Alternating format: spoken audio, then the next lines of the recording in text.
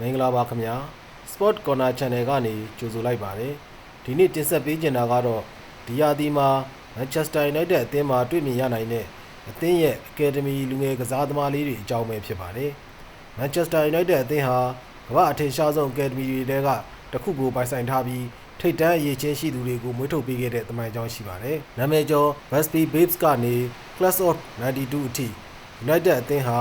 မျိုးဆက်တစ်လျှောက်အင်္ဂလိပ်ဘောလုံးလောကရဲ့အကောင်းဆုံးလူငယ်တွေကိုမွေးထုတ်ပေးခဲ့ပါတယ်။မကြာသေးမီနှစ်တွေအတွင်းမှာလည်း Marcus Rashford နဲ့ Kobbie Mainoo တို့ဟာလက်ရှိမှာပထမအသင်းမှာအကောင်းဆုံးပုံသက်သေတွေအဖြစ်ရှိနေခဲ့ပါတယ်။အထူးသဖြင့်အဓိကနိုင်ငံတကာပြိုင်ပွဲကြီးတွေမှာထိပ်တန်းကစားသမားတွေကသူတို့ရဲ့တန်ဖိုးတွေကိုပြသခွင့်ရခဲ့ကြပြီးလူငယ်ကစားသမားများအတွက်ကတော့ရာသီကြိုပွဲစဉ်တွေကအထင်ကြီးလောက်စရာအကောင်းဆုံးအခွင့်အရေးပါ။ Michael Carrick ဟာUnited ရဲ့မကြာသေးမီကခြေစမ်းပွဲမှာ Rosenborg နဲ့ရှင်ပြိုင်ကစားဖို့အသင်းရဲ့ခရီးသွားစည်းရင်းမှာ Academy ကလူငယ်ကစားသမားတွေများစွာကိုထည့်သွင်းခဲ့ပြီးယခုရာသီ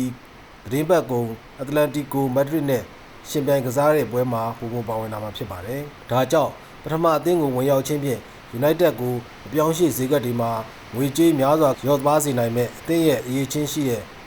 လူငယ်ကစားသမား9ဦးကိုဖော်ပြပေးလိုက်ပါတယ်။နံပါတ်1JJ Gabriel ဟာ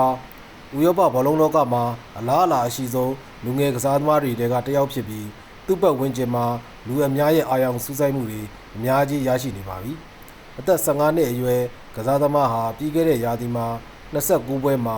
ဂိုး30သွင်းယူခဲ့ပြီး U18 Premier League ရဲ့အကောင်းဆုံးကစားသမားဆုကိုရရှိခဲ့ပါတယ်။ United ဟာ Real Madrid, Barcelona နဲ့ပြိုင်ဘက် Premier League အသင်းတွေရဲ့ပြိုင်ဆိုင်မှုကိုအနိုင်ယူပြီး Gabriel ကို Old Trafford မှာဆက်ရှိနေအောင်ဆွဲဆောင်ခဲ့ရပါတယ်။ United ကပါရမီရှိတဲ့တိုက်စစ်မှုကိုပထမအသင်းမှာနေရာတနေရာရရှိစေခဲ့ပြီးပြီးခဲ့တဲ့ရာသီမှာ Carrick ရဲ့အသင်းနဲ့အတူပုံမှန်လေ့ကျင့်ခဲ့ပြီးဒီရာသီမှာပွဲထွက်ကစားဖို့မျှော်လင့်ထားရပါတယ်။အော်တိုဘာလမှာအသက်16နှစ်ပြည့်မှသာ Premier League မှာကစားနိုင်မှာပါ။ပါရမီရှိတဲ့ Gabriel ကိုနေမာနဲ့နှိုင်းယှဉ်ခဲ့ကြပြီးအလားအလာကောင်းတွေနဲ့အတူတီထွင်နိုင်စမ်းရှိတဲ့တိုက်စစ်မှုတစ်ယောက်လည်းဖြစ်ပါတယ်။နံပါတ်2ရှီယာလာစီဟာဒီနေရာဒီမှာအထင်ကြီးလောက်စရာခြေစွမ်းပြနိုင်မှုအခွင့်အရေးကိုစုပ်ကိုင်ထားပြီး Rosenborg ကို5-3 နဲ့နိုင်ယူခဲ့တဲ့ပွဲမှာအလွန်ကောင်းမွန်တဲ့ဂိုးတစ်ခုကိုသွင်းယူနိုင်ခဲ့ပါတယ်။ လီဗာပူးကစားသမားဟာ United မှာအဆင့်မြင့်ကစားသမားတစ်ယောက်ဖြစ်ပြီးအပြောင်းအရွှေ့ကာလအတွင်းအသက်19နှစ်အရွယ်ကစားသမားအတွက်ငှားခေါ်ယူမှုတွေကိုငင်းဆန်သွားမှာဖြစ်ပါတယ်။ ဇန်နဝါရီလမှာသူ့ရဲ့အခြေအနေကိုအကဲဖြတ်ခြင်းမပြုမီပထမအတွင်းအသင်းမှာပွဲထွက်ကစားခွင့်ရရှိမှာဖြစ်ပါတယ်။လာစီဟာပြီးခဲ့တဲ့ရာသီမှာပထမအသင်းမှာ4ပွဲကစားခဲ့ပြီးစိတ်လှုပ်ရှားစရာကောင်းတဲ့ညာတောင်မှန်ကစားသမားတစ်ယောက်ဖြစ်ပါတယ်။ Brian Mbeumo နဲ့အာမတ်တို့ကိုဖိအားပေးမဲ့ကစားသမားတစ်ယောက်ဖြစ်ပါတယ်။နံပါတ်3 Jim Thewis ဟာသူ့ရဲ့ professional ပွဲဥအတွက်ကိုမကစားရသေးပေမဲ့ဒီရာသီမှာပွဲထွက်ကစားရဖို့ရှိနေပြီးဧပြီလကချယ်ဆီနဲ့ပွဲမှာအရန်ကုန်မှာပါဝင်ကစားခဲ့ရပါတယ်။ Fletcher အမွှာ2ယောက်ဖြစ်တဲ့ Jack နဲ့ Tyler 2ယောက်စလုံးဟာပထမအသင်းအတွက်ပွဲထွက်ကစားခဲ့ပေမဲ့ The Wiz ဟာကွင်းလယ်မှာပိုကောင်းတဲ့ပါရီရှင်တစ်ယောက်လို့ညင်းခုန်ရနိုင်ပါတယ်။ဒီ English ကောင်လေးဟာနီးပညာပိုင်းမှာအလွန်ထူးချွန်ပြီးအထင်ကြီးလောက်တဲ့ဘောလုံးပေးပို့မှုစွမ်းရည်ရှိပြီးဖိအားပေးမှုတွေအောက်မှာလည်းအလွန်တည်ငြိမ်နိုင်ပါတယ်။နံပါတ်4 Tynan Thompson ဟာနီးပညာပိုင်းအရ Academy ကစားသမားတစ်ယောက်ဖြစ်ပေမဲ့ဒီနွေရာသီမှာတော့ Tottenham Hotspur အသင်းနဲ့စာချုပ်ချုပ်ဆိုခဲ့ပါတယ်။ United အသင်းဟာစပါးလူငယ်ကစားသမားအတွက်ကနဦးယူရို 4.8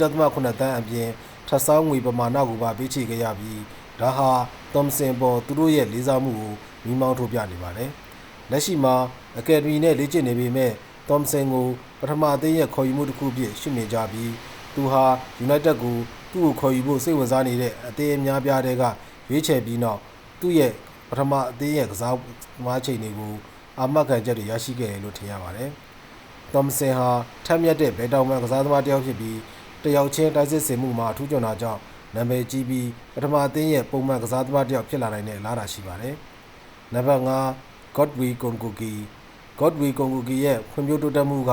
ပြီးခဲ့တဲ့18လအတွင်းရပ်တန့်နေခဲ့ပေမဲ့သူဟာအဓိကအရေးချင်းရှိသူတစ်ယောက်ဖြစ်ရှိနေသေးပါ။အသက်16နှစ်အရွယ်မှာ Ruben Amorim က